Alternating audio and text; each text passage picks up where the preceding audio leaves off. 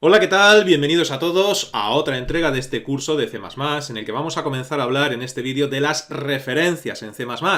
En vídeos anteriores hemos estado hablando largo y tendido de los punteros, y bueno, punteros y referencias digamos que son dos conceptos en C++ que están bastante relacionados entre sí, y llega el momento, como digo, de hablar de las referencias.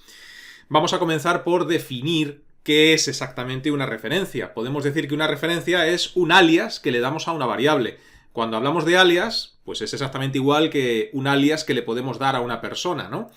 Ese alias identifica a esa persona. Cuando alguien menciona el alias de una persona, sabe a qué persona se está refiriendo. Bueno, pues en C++ las referencias serían como alias para las variables, ¿no? Sería un nombre alternativo que le damos a una variable que ya existe. Y una vez que ya hemos creado esa referencia, es decir, ese alias, pues la referencia se va a comportar exactamente igual que la variable a la que hace referencia. Esto puede ser un poco lioso o galimatías, ¿no?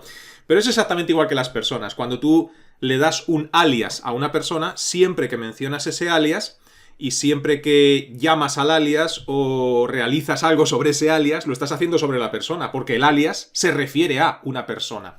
Pues exactamente igual con las referencias y las variables en C++. Una vez que ya hemos establecido una referencia para una variable, todo lo que hagamos sobre esa referencia, pues sería exactamente igual que si lo hiciésemos directamente sobre la variable. Dicho esto, alguien se puede preguntar, bueno, ¿y si lo que hacemos con una referencia afecta directamente a la variable como si lo hiciésemos directamente en la variable? ¿Para qué complicarnos y crear la referencia? ¿Por qué no hacemos las cosas directamente sobre la variable? Seguro que muchos de vosotros os imagináis el porqué, ¿no? Pero vamos a mencionarlo. Vamos a mencionar entonces para qué sirve esto, de crear una referencia. La primera utilidad, la más clara, que tiene la creación de referencias, es una utilidad compartida también con los punteros, ¿no? La utilidad es la mejora del rendimiento. Cuando manejamos objetos grandes, cuando manejamos estructuras de datos, clases, cuando pasamos esos objetos, estructuras o clases por parámetros a funciones, hacerlo por valor, y ya hemos hablado en vídeos anteriores de lo que es pasar algo por valor y pasarlo por referencia, pasarlo por valor, como digo, es tener que crear una copia en memoria de ese objeto grande, de esa estructura, de esa clase, y eso en términos de rendimiento penaliza muchísimo. Sin embargo, pasarlo por referencia, pasar una referencia, evita esas copias innecesarias, y ahí viene la mejora del rendimiento. Cuando tú, a la hora de pasar un objeto grande, una estructura, una clase, por referencia a una función,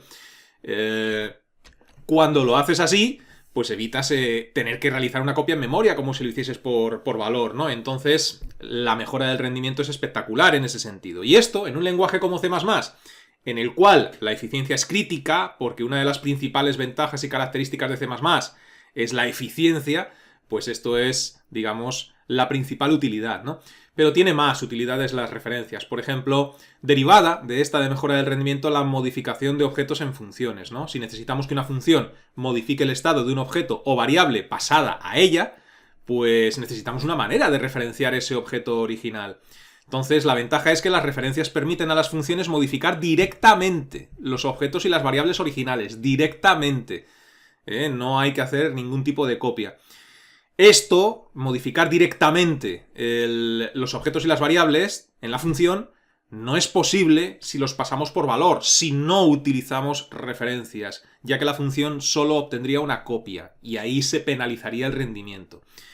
Otra utilidad que tienen las referencias, una sintaxis más simple y segura que con los punteros, porque lo que hemos mencionado hasta ahora también podríamos realizarlo trabajando con punteros.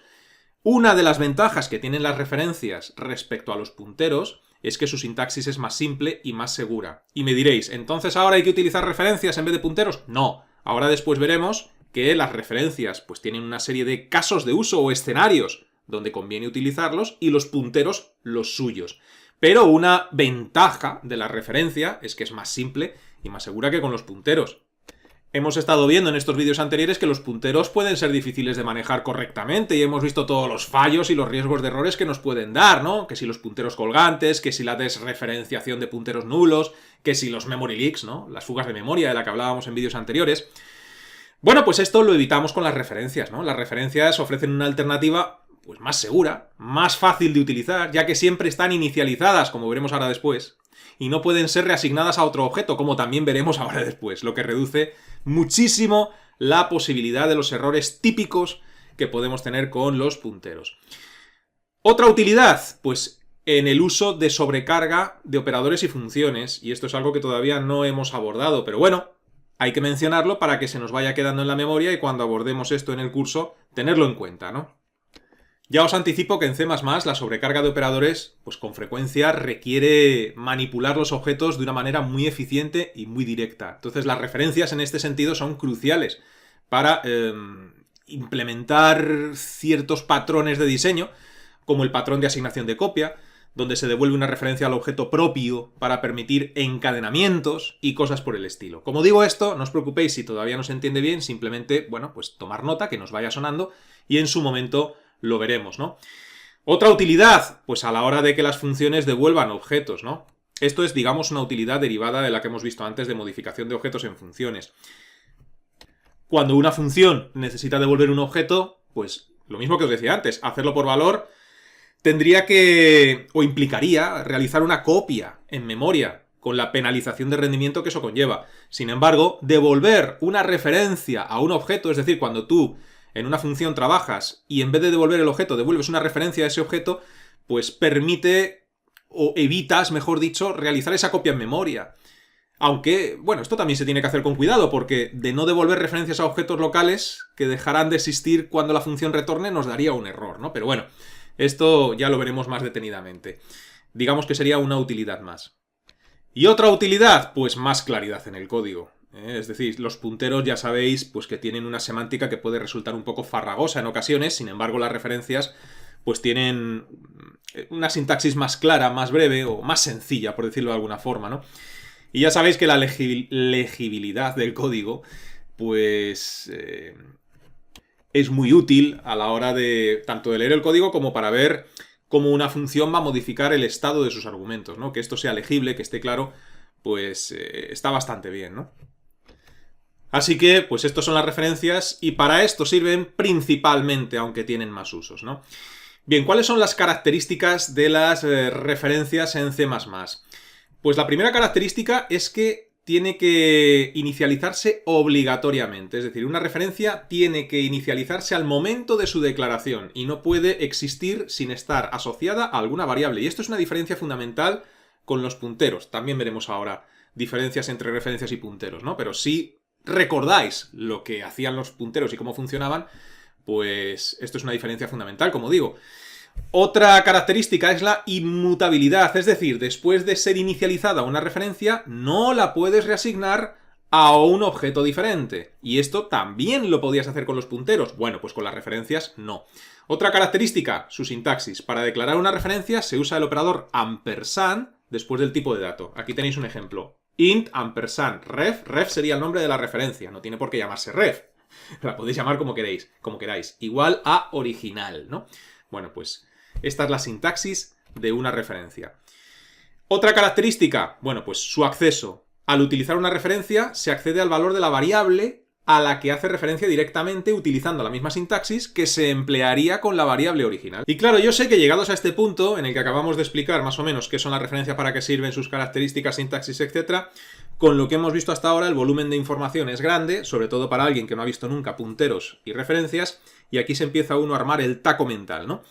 Entonces, bueno, pues para intentar aclarar esta situación, que seguro que se da, vamos a ver, pues, qué diferencias hay entre las referencias y los punteros. Tenemos aquí a la izquierda, en la parte de la izquierda, los punteros, y aquí en la parte de la derecha, las referencias. Diferencias entre ambos en cuanto a inicialización, sintaxis y seguridad. Hablemos de los punteros que ya conocemos. En cuanto a su inicialización, bueno, pues ya sabéis que pueden ser inicializados a nulo. Es decir, un puntero, pues en principio, si quieres, si lo necesitas, puede que no apunte a ningún objeto. Y además, durante la ejecución del programa puede cambiar a qué objeto apuntan después de su inicialización, durante la ejecución del programa. Es decir, al principio apuntan a un objeto y después a otro. Estos son los punteros. Las referencias, a la contra, bueno, pues deben ser inicializadas al ser declaradas y no pueden cambiar a qué objeto se refieren después de su inicialización. Una diferencia fundamental, ¿no? Y una vez que asignas una referencia a un objeto, siempre se va a referir a ese mismo objeto. No hay forma de que se refiera a otro objeto. Y esto es una diferencia fundamental entre punteros y referencias. En cuanto a la sintaxis de los punteros, pues ya lo hemos visto en vídeos anteriores, ¿no? Se accede a los miembros a través del operador flecha. Aquí esto se me ha ido una línea más abajo, ¿no? Pero, por ejemplo, aquí tenemos este puntero y apuntando a esa función, ¿no? Utilizando el operador flecha, como digo. En cuanto a las referencias, utiliza la nomenclatura del punto, es decir, se utilizan como si fueran el mismo objeto, sin necesidad de un operador especial como utiliza el puntero con el operador flecha. Es decir, nomenclatura del punto, nombre de la referencia, punto, función, objeto, ya está. Así es como se utilizan las referencias. En cuanto a la seguridad, ya sabéis, porque lo hemos mencionado en vídeos anteriores, que los punteros pues pueden, si no los manejas con cuidado, dar muchos problemas. Y lo hablamos en el vídeo anterior de los punteros pitfalls, ¿no? Los problemas con los punteros, que si punteros colgantes, que si punteros no inicializados, la compleja aritmética de punteros, etc. Sin embargo, hablando de la seguridad por uso indebido o por mal uso, las referencias son más seguras, ¿no? Porque al apuntar siempre al mismo objeto y hacerlo desde inicio obligatoriamente, eso te quita muchísimos dolores de cabeza. Y visto todo esto, uno puede llegar a pensar, bueno, pues yo es que aquí solamente veo ventajas con las referencias. Si tenemos las referencias, ¿por qué utilizar entonces punteros en C++? Bueno, pues visto lo que vimos en vídeos anteriores, deberías de tener respuesta para esa duda o para esa pregunta. Pero lo voy a aclarar. ¿Cuándo utilizar entonces punteros? ¿Cuándo utilizar entonces referencias? Casos de uso.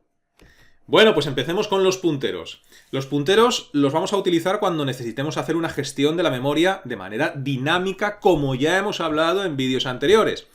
Ya sabéis que C++ permite la asignación dinámica de memoria usando operadores como new y delete, y los punteros pues son, lo hemos visto, ¿no?, esenciales para acceder y manipular esa memoria, ¿no? Pues por ejemplo, a la hora de crear matrices dinámicas, estructuras de datos, listas enlazadas. Entonces, en este tipo de estructuras el tamaño puede cambiar, el tamaño de la estructura en tiempo de ejecución, ¿no? Entonces, pues manejar esa memoria de manera dinámica es fundamental con los punteros. ¿Más casos de uso de los punteros? Pues a la hora de implementar estructuras de datos complejas. Es, digamos, un caso de uso derivado del anterior, ¿no? Los punteros son importantísimos, como vimos en vídeos anteriores, para la construcción de estructuras, pues, de datos complejas. Pues yo qué sé, árboles, grafos, que veremos. Todo este tipo de estructuras, los punteros son fundamentales. A la hora de crear APIs de bajo nivel, es decir, APIs de Windows o de Linux, que requieran punteros para pasar buffers de datos, manejadores y todo este tipo de operaciones. Ya hemos visto en vídeos anteriores que C++ pues es un lenguaje de programación ideal pues para crear sistemas operativos, controladores y todo este tipo de cosas por su manejo de bajo nivel, ¿no?, de la memoria. Muy importante. Bien, a la hora de manejar el polimorfismo y manejo de la herencia, quedaos con este dato porque en próximos vídeos ya brevemente voy a abordar la programación orientada a objetos con C++, pero todavía no lo he hecho. Entonces, si no tenéis conocimientos de programación orientada a objetos, que os hable ahora de polimorfismo o de herencia, os va a sonar a chino. Así que quedaos de momento con el dato y cuando entremos en esa parte veréis qué importantes son los punteros a la hora de manejar estas dos cosas de la programación orientada a objetos. ¿Más casos de uso donde debemos utilizar punteros? Bueno, pues cuando queremos tener flexibilidad operacional. Los punteros, bueno, ya lo vimos, ¿no?, en vídeos anteriores. Pueden ser incrementados o decrementados. Lo vimos cuando hablé de la aritmética de punteros. Y concretamente estos dos ejemplos, incremento y decremento de punteros, ¿no? Y esto es extremadamente útil, como ya mencioné en su momento, con la programación de bajo nivel, cuando se procesan arrays, buffers de datos, etc., ¿no? Entonces es otro caso de uso en el que, si lo necesitas, pues debes utilizar punteros. En cuanto a las referencias, ¿cuándo utilizar entonces las referencias? Bueno, pues cuando vamos a utilizar la sobrecarga de operadores, algo que no he mencionado todavía en el curso, pero que lo haré, ¿no? Las referencias permiten a los objetos de una clase comportarse como datos primitivos. Entonces, pues podemos sobrecargar el operador igual para copiar objetos de manera eficiente, en fin. Quedaos con el dato, sobrecarga de operadores. Cuando necesitamos pasar parámetros a funciones por referencia, pasar objetos a funciones, como hemos mencionado hace un instante, de modo que puedan ser modificados sin el riesgo asociado a punteros, pues es una ventaja enorme, ¿no? Entonces, cuando necesites eso, pues utiliza referencias, ¿no? Pues funciones que necesiten modificar sus argumentos, ¿no? Intercambiar valores, pues referencias, fundamental. Cuando vayamos a utilizar funciones que devuelven objetos, ¿no? Es decir, una función que en su return, en su instrucción return, nos va a devolver un objeto. Pues el manejo de referencias también lo puedes hacer con punteros, ¿no? Pero el manejo de referencias en estos casos es muy ventajoso, ¿no? Diría yo, fundamental. Si no tenemos que hacer copias, pues la devolución de objetos mucho más eficiente, ¿no? Manteniendo, por supuesto, la validez del objeto retornado. Más, implementación de patrones de diseños. Algunos patrones de diseños, como Singleton, para el que lo conozca, o Builder, pues pueden usar referencias para asegurar que los objetos no sean copiados inadvertidamente. Entonces también, en estos casos concretos, vienen muy bien las referencias. En el encadenamiento de funciones. No sé si en vídeos anteriores hemos encadenado funciones, creo que no, porque ya me confundo entre un curso y otro. Y hay varios lenguajes que permiten el encadenamiento de funciones, ¿no? Pero bueno, si no lo hemos hecho, lo vamos a hacer. Entonces, quedaos con el dato del encadenamiento de funciones, ¿no? Las referencias nos van a permitir, pues, encadenamiento de llamadas a métodos mediante el retorno de referencias. Entonces, esto, pues, es bastante ventajoso también. En fin, pues esto es lo que os quería comentar acerca de las referencias. Sé que hasta que no veamos algún ejemplo práctico, o más de uno, pues no vais a tener claro exactamente qué es una referencia, su sintaxis, para qué sirve, cómo se usa, etc. Pero eso lo haremos en el próximo vídeo. Digamos que este ha sido para explicar un poquito qué son las referencias, sus diferencias con los punteros, y en el próximo, como digo, abordaremos ejemplos en código. Bien, nada más, vamos a dejar de momento este vídeo en el punto en el que nos encontramos. Y os recuerdo que si lo deseáis, podéis registraros gratuitamente en mi academia virtual, píldorasinformáticas.es, donde en la zona de cursos gratuitos tengo todos los cursos gratuitos que he ido subiendo a YouTube ordenados por categorías. Aquellos que deseéis que os resuelva las dudas relacionadas con los cursos tenéis la sección de cursos offline, y los que deseáis que os haga un seguimiento más personalizado, como si tuvierais un tutor en casa, con ejercicios, test, resolución de dudas y entrega de certificado al finalizar un curso, tenéis los cursos tutorizados. Estos catálogos se irán ampliando poco a poco con el tiempo.